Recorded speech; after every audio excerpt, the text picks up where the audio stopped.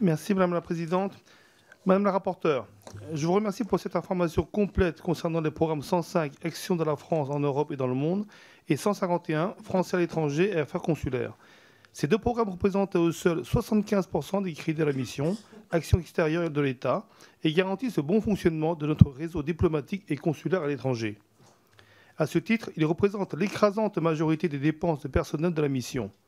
Grâce à son déploiement géographique quasi universel, notre réseau diplomatique permet de faire entendre la voix de la France partout dans le monde. Le réseau consulaire, lui, permet aux Français établis hors de notre pays de trouver un soutien et des interlocuteurs pour leurs démarches administratives dans 206 postes et, rappelons-le, auprès de 500 agences consulaires. Je désire d'ailleurs souligner le travail fantastique accompli sur le terrain par les consuls, les conseillers consulaires et tous les agents des consulats. Ils accompagnent au quotidien 1,8 million de concitoyens enregistrés officiellement sur les registres consulaires, mais qui sont sans doute le double. Je les en remercie. Le programme 105 témoigne par ailleurs de la volonté d'universalisme de notre politique étrangère par sa contribution aux organisations internationales et au secteur de la sécurité internationale, notamment dans le cadre des opérations de maintien de la paix. Ce programme fournit à notre pays les moyens d'être un promoteur de premier plan du multilatéralisme et de conserver son influence sur les grands sujets mondiaux. Cette ambition d'une diplomatie universelle de la France ne doit toutefois pas empêcher notre dispositif à l'étranger d'évoluer.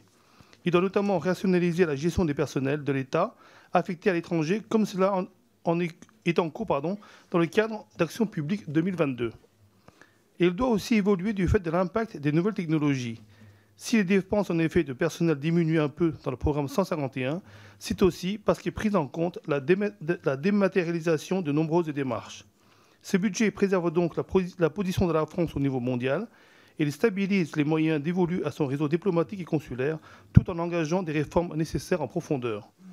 Pourriez-vous à ce titre, Madame la rapporteure, nous rappeler les chantiers engagés par le ministère de l'Europe et des Affaires étrangères, et en particulier par son réseau consulaire, en matière de simplification des démarches administratives pour les Français de l'étranger et en vue de sa modernisation? Merci. Merci.